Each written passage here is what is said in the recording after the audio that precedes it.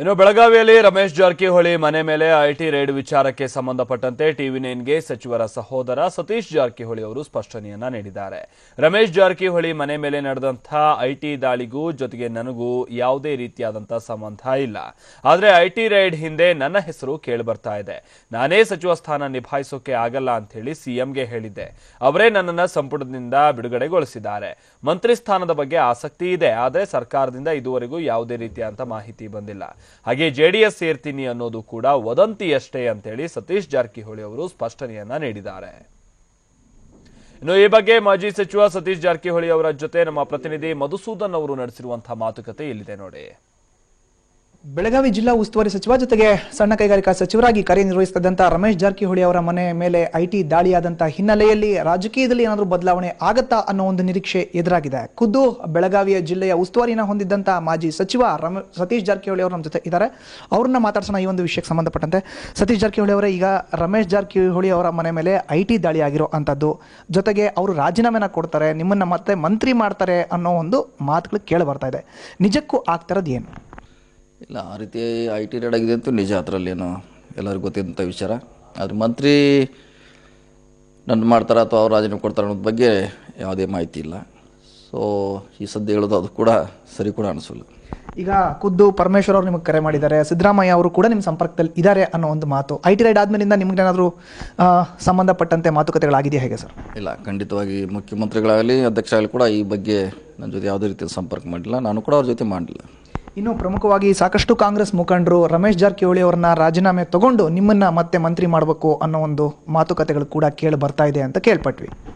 ಇಲ್ಲ, ಆ ರೀತಿ ಹೇಳಲಿಕ್ಕಾಗಲ್ಲ. ಇನ್ನೂ ಕೂಡ ಆ ರೀತಿ ನಾನೇ ಮಂತ್ರಿ ರಾಜೀನಾಮೆ ನನಗೆ ಬಯಸಿದ್ದು, ಅದು ಕೊಟ್ಟಿದ್ದು. ಸೊ ನನಗೆ ಬೇರೆ ಕೆಲಸ ಮಾಡಲಿಕ್ಕೆ ಸಮಯ ಬೇಕಂತ ನಾನು ಮುಖ್ಯಮಂತ್ರಿಗೆ ವಿನಂತಿ ಮಾಡಿಕೊಂಡು ನಾನು ಬಿಟ್ಟಂಥ ಸ್ಥಾನ ಮತ್ತೆ ನಾನು ಪಡೆಯಲಿಕ್ಕೆ ಕೂಡ ಅದು ಆಸಕ್ತಿ ಕೂಡ ನನಗೆ ಖಂಡಿತವಾಗಿಲ್ಲ. ಸತೀಶ್ ಜಾರಕಿಹೊಳಿ ಅವರು ಈಗ ಕಾಂಗ್ರೆಸ್ನ ಬಿಟ್ಟು ಜೆಡಿಎಸ್ಗೆ ಹೋಗ್ತಾರೆ. ಖುದ್ದು ಕುಮಾರಸ್ವಾಮಿ, ದೇವೇಗೌಡರ ಸಂಪರ್ಕದಲ್ಲಿ ಈಗಲೂ ನಿರಂತರವಾಗಿ ಇದ್ದಾರೆ ಅನ್ನೋ ಒಂದು ಮಾತು. ಇಲ್ಲ, JDSನಲ್ಲಿ ಸಂಪರ್ಕದಲ್ಲಿ ಇದ್ದೀವಿ. ಯಾಕಂದ್ರೆ ಮುಂಚೆ ಅದೇ ಪಕ್ಷದಲ್ಲಿ ನಾವು ಇದ್ದು ಕೂಡ ಕೆಲಸ ಮಾಡಿದ್ದೀವಿ. ಭಾಳಷ್ಟು ನಾಯಕರ ಜೊತೆ ಉತ್ತಮ ಸಂಬಂಧ ಇದ್ದಾರೆ. ಸೊ ಇದರ ಅರ್ಥ ನಾವು ಅಲ್ಲಿ ಹೋಗ್ತೇವೆ ಅಂತಲ್ಲ, ನಾವು ಕಾಂಗ್ರೆಸ್ನಲ್ಲಿ ಇದ್ದೀವಿ. ನಮ್ಮ ನಾಯಕರ ಮುಖ್ಯಮಂತ್ರಿ ಸಿದ್ದರಾಮಯ್ಯ ಕೂಡ ಈಗಲೇ ಸಾಕಷ್ಟು ಸರ್ ನಾವು ಹೇಳಿದ್ವಿ, ಈಗ ಕೂಡ ಅದನ್ನು ಮುಂದುವರಿಸ್ತೀವಿ. ಅವರೇ ನಮ್ಮ ನಾಯಕರು.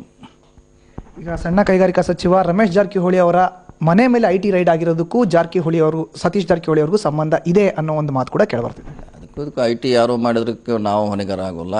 ಸೊ ಸ್ವಲ್ಪ ಕಾಲಾವಕಾಶ ನಂತರ ಖಂಡಿತವಾಗಿ ಯಾರು ಮಾಡಿದ್ದಾರೆ, ಹೆಂಗಾಯಿತು ಕಾರಣ ಕೂಡ ಖಂಡಿತವಾಗಿ ಹೊರಬರ್ತದೆ. ನಮ್ಮೆಲ್ಲರ ಆಶೆ ಕಾದು ನೋಡ್ಬೇಕಷ್ಟೇ ನಾವು.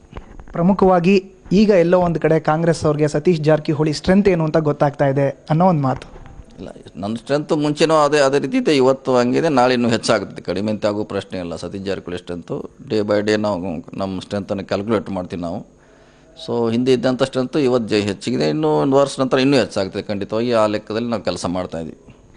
ಮುಂಬರುವಂಥ ವರ್ಷದಲ್ಲಿ, ಅಂದರೆ ಮುಂದಿನ ವರ್ಷ ಸಾರ್ವತ್ರಿಕ ಚುನಾವಣೆ ಕೂಡ ಇದೆ. ಮುಂದಿನ ನಡೆ ಏನು ಜಾರಕಿಹೊಳಿ ಅವ್ರದ್ದು? ಖಂಡಿತವಾಗಿ ನಾವು ಮತ್ತೆ ಪಕ್ಷವನ್ನು ಗೆಲ್ಲಿಸ್ಲಿಕ್ಕೆ ಪ್ರಯತ್ನ ಮಾಡ್ತೀವಿ. ಪಕ್ಷ ಕಟ್ಟುವಂಥ ಪ್ರಯತ್ನ ಕೂಡ ನಾವು ಈಗಿಂದ ಪ್ರಾರಂಭ ಮಾಡಿದ್ವಿ. ಇನ್ನು CM ಸಿದ್ದರಾಮಯ್ಯನವರ ನೇತೃತ್ವದಲ್ಲೇ ಮುಂದಿನ ಸಾರ್ವತ್ರಿಕ ಚುನಾವಣೆಗೆ ಹೋಗ್ತೀರಾ ಹೇಗೆ ಸರ್?